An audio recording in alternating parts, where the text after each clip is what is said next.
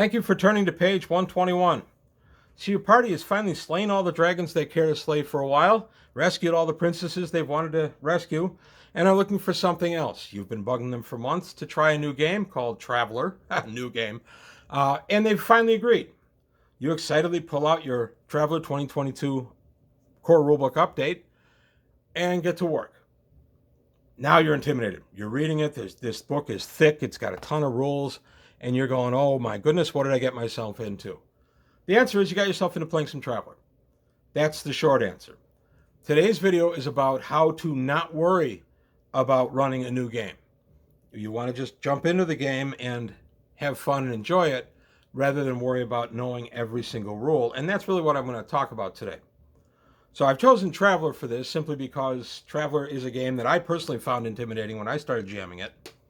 And I think a lot of people do, based on some things I've seen online. I think a lot of people do find Traveler intimidating. And I'm here to tell you it's not. Traveler is not a tough game to manage, and it's as granular as you make it, whether that's good or bad. I consider a granular game, in the way I mean the word, I consider it to be a good thing. I like a game that gets into the nitty-gritty, stays as close to real-world physics and such that it can, but I am perfectly willing to hand wave some of that stuff in order to keep the game flowing and keep the game fun. Now, when I was new to GMing Traveler, I was very nervous. I had only played it, and it was under a very good GM, but I hadn't run it. And there's a big difference, as anybody who's run a game knows, a big difference between running a game and playing in a game. Playing in a game, you can take a mental break.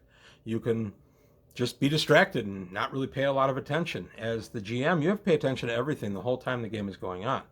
Now that sounds dire. Oh my gosh, how? No, it's not. You're with friends, you're relaxing, you're having fun doing something you all like to do. That's the thing to remember. And if they are your friends, then they're going to put up with the fact that maybe you don't know the answer to this particular rule or that particular rule.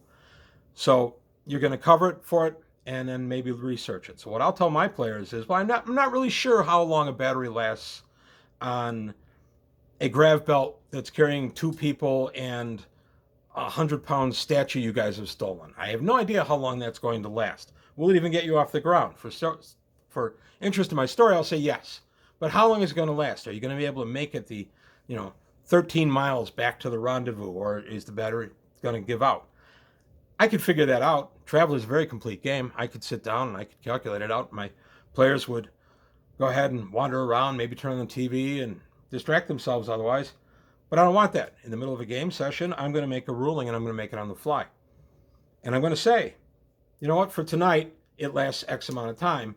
But in future, I will research it and we'll try to get a more solid answer to establish a precedent. And I've done this for decades. If I don't know the answer to a question, or I'm thinking I might want to rule another way once I've done a little research on it, I will just say, okay, tonight we're going to do it this way. In the future, I may change it based on research and other things I can find. It's just a better way in my mind to go ahead and GM a game. Rather than stop and bog down in a lot of rules that may or may not really mean much. I'm more worried about what it means for my story. Is it more interesting to my story that the battery give out and the 2 people and the heavy statue all land somewhere in the wilderness and have to be found halfway to the rendezvous? They're 6 miles away. They didn't get there. They were slightly off course. Is that better for my story? Or is it better if they just make it to the rendezvous, the belt peters out as they're hitting the ground, they dash into the ship and they fly away? It really depends on what you as the GM want to happen. If your players have played exceptionally well and they've done a really good heist and you're just trying to think of a way to kind of reward them a little bit, you let the belt have enough power. If you're thinking the players have played poorly, they've made a very bad decision trying to overload a flight belt, then you penalize them. And that's really what you have to do as a GM. It's really less about the rules and more about the play. What are your players doing and how is it impacting the game negatively or positively? And generally, I try to always to come down on the positive end. You can't always. Sometimes the players just do something and you're left scratching your head and you have to deal with the consequences of their decisions. But mostly, a game master has plenty of discretion and can change things up. The reason I'm thinking about this is I've done many open tables with Traveler, which is where you just sit down, you don't know how many players are playing and who they're going to be, you've never met them before. And that can be very intimidating. I've done it. I did it as recently as our jump point year and a half, 2 years ago, where I had no idea how many people were going to sit down. I was prepared to GM up to 12 people in Traveler, which is not ideal, but I was prepared to, depending on turnout. As it turned out, I think I GM'd 9, which was a lot. In Traveler, you want a smaller group. Traveler is much more enjoyable if you have a smaller group where players can actually flex a little bit and bring life to their characters. Since it's not really a combat-based game, you have to develop characters and role-playing a lot more. It's got to be a lot stronger. So that's one way for you as the GM to ease yourself into it. Okay, I've got characters, I made them up. Nobody wanted to do a session 0 for the first game. They want to try the game, and then they said they'll take a look at session 0 if they like the game. That's going to be probably your most common way of getting your players to agree to play Traveler. Then the next thing you want to do is stop and think about what kind of group do you have. Do you have murder hobos, or do you have players who want to sit and think their way through stuff as intellectually as they can? In reality, you've got somewhere in between. I have been DMing a long time, and I've always found that any random mix of people, you're going to end up with an amalgam of the two. You're going to have some that want to use their brains and others who want to use their brawn. Traveler can lend itself to both, but one thing I love about Traveler is it teaches you very quickly the error of leaping into combat. Traveler has very limited life essence, life force for the characters. You have your strength, dexterity, and endurance, and those are essentially your hit points, broken up by 3. So if I have 7s across the board, and I take my first 8 points of damage, I take it off endurance. And now my endurance is down to a 0, and I have some penalties for that. I get exhausted quickly, and I'm in trouble. And now I take another stat, either dex or strength, that one's my decision, and that gets reduced to 0, I'm unconscious. And then when the third one gets reduced to 0, I'm no longer amongst the living. So in essence, my 3 stat character with 777 only has 21 hit points. That's not many in any role playing. I know they're not hit points. I know they're not called that in Traveler at all, but that is in essence what you're dealing with. And healing is not as common as you would think in Traveler either. So I'm making a case there, and you're saying, boy, this is a tough game to run. And my answer is no. If you're just easing players into the game, do a little bit of combat in the very first session. They can see how quickly it escalates and disables the characters, and then they'll be happy to start using their brains instead of their fists. One of the things I love about this game. By the way, I could have made this video about any game. I just chose Traveler because Traveler intimidated me when I first started GMing it, and I thought it might, based on posts I've seen online, I think it intimidates other people. I've also chosen the Traveler Core Rulebook Update 2022 instead of one of the older versions, simply because A, it's readily accessible for ordinary prices. There's nothing inflated about it because it's old or anything like that. And B, it's just a good system. It's a more modern system and a more rounded system, and I like it. Now, getting back to my point, I have to know every detail of how combat goes. No, you don't. That's what this guy's for. This is the GM screen. I am a huge proponent of GM screens. Anybody that's followed my channel for any length of time knows that. This knows what you need to know, but you don't have to memorize it. I've encountered people that think you have to memorize the characteristic modifiers in Traveler. You don't. That's what the GM screen is for. You set it up in front of you.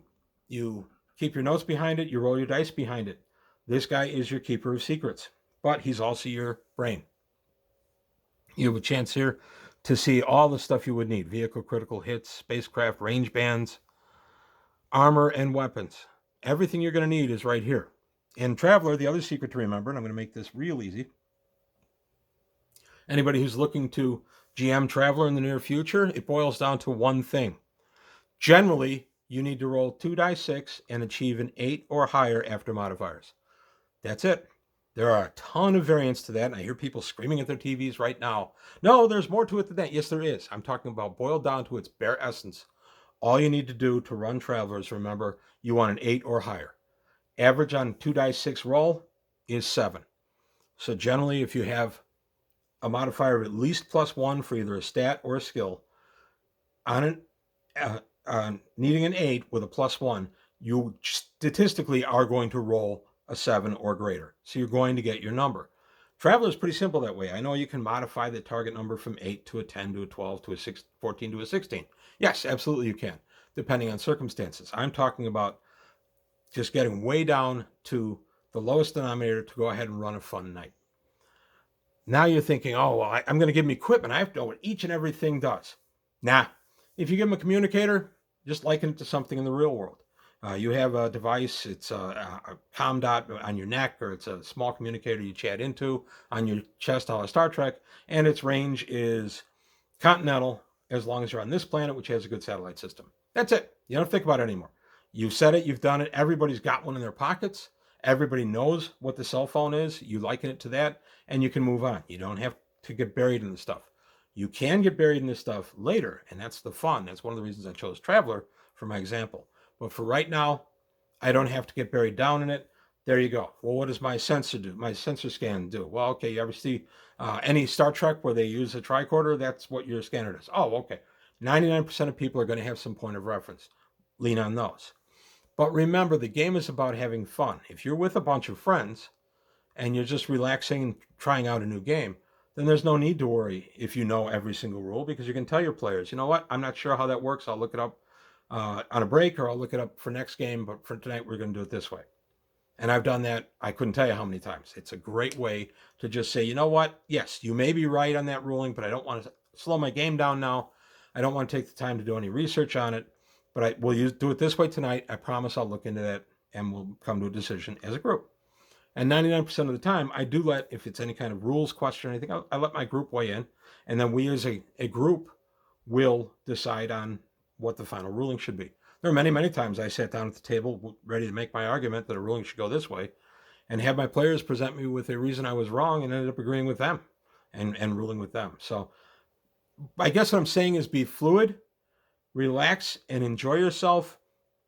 If your players are your friends, everybody's going to get along fine. You want to be more worried about the scenario than the rules. And in Traveler, you can do entire scenarios where no shots are fired at all. You can do it diplomatically, or some kind of stealthy heist, or any number of other things, not the least of which is just getting a valuable cargo, flying it someplace possibly dangerous, and offloading the cargo. That can be many, many Traveler games. That's, in essence, what Traveler really boils down to. But there's a ton more to it. And you're looking at the combat, and you're saying, oh my goodness, how do I run combat? Combat's very easy. As I said, 8 is usually the number. And then your hit points are your strength, dexterity, and endurance. Not added together, of course, individually. But again, when you boil down to it, it's a very simple combat system. Die 8, you hit, do damage. Oh, he's got cloth armor on that's +8 armor. Okay, fine. You did 12 damage. He's got +8 armor. That actually translates to a -8 to your roll. So 12 minus 8 becomes 4. He takes 4 points of wounding damage, and he takes it to his endurance. It's his first wound of the night. That's it. It's the simplest way. There are a million other details I can put in, and once you're an experienced GM, you'll want to. But to try the game and get your players hooked, boil it down to its bare essence, 8 or greater on a 2-die-6. And whenever I teach anybody how to play Traveler, and I just taught our player Mike how to play Traveler, this version, a few weeks ago, I boil down, first thing I say is it's a 2-die-6 based game, and to accomplish a task, generally you need to roll an 8 or greater after modifiers. Everybody who's an experienced gamer absolutely understands what that means, and you can get started. But that's really it. I guess what I'm advocating is, first off, Mongoose is a very good edition of Traveler, and it is. Second, GM screens are your friend. Absolutely they are. And third, I like Mongoose 2nd edition, the 2022 update, because it's the most modern game I actually play. I still play Advanced Dungeons & Dragons, which started being written in 1977 and stopped in 1989. And I'm still playing it. I started playing it in April of 80, and I'm still playing it today. Many, many changes, as anybody with my channel knows. But and we did the same with Traveler. When we played the original Traveler, there were some gaps in the rules that we filled in. And every version of any game I've ever played, I've had to do some kind of house rule or another, just because we like to play it differently this way or that way. So my long rambling video comes down to simply this. You want to get together with a bunch of your friends. You want to teach them Traveler. Don't overwhelm them with all the knowledge about how big charted space is and all the different aliens. Sit down, have a game ready to go, have characters ready for them, play the game, And then as you're playing the game, it'll be revealed who the Aslan are, who Vargir are, who the Hivers are. And then you're going to have a player come to you at some point and say, you know what? I'd really like to play an Aslan. That sounds like it'd be a great character. Now you've got them ready. You're ready to go to your session 0. So my advice is play it first and then worry about your session 0, and then play it first and learn the rules. You're going to be surprised how much you learn as you are GMing and how much a knowing smile can hide behind your wonderful GM screen. When players ask you a question, you give them a cryptic smile or just shrug. They'll think you know stuff that you don't have a clue about, but you're going to find out between now and next game. So that's it. This is kind of a rambling video. It was just something that's been on my mind for a while, especially pertaining to Traveler. There is an event coming up possibly soon where I'm hoping to be running Traveler for an open table. And I've been putting myself back to basics on how to GM. And this one of the things that was on my mind. I thought, hey, I'd do a quick video on it. I hope you found this useful. It's probably very simple stuff that any experienced GM is comfortable with. But again, Traveler can be an intimidating game. And you just got to remember, it's just a piece of paper and pencil. And you want to have fun with your friends or with strangers. And to do that, you just boil it down to its basics and enjoy yourself. And that's all I've got for today on page 121. I want to thank you for your time. Thanks for watching. Please leave any comments below, like and subscribe if you haven't already, and tell your friends I'm still trying to grow the channel. And please take a look at Patreon. Help me out there. To existing patrons, thank you very much. You'll see who you are in just a moment. And that's all I've got for today on page 121. Thanks for watching, and I'll see you next time.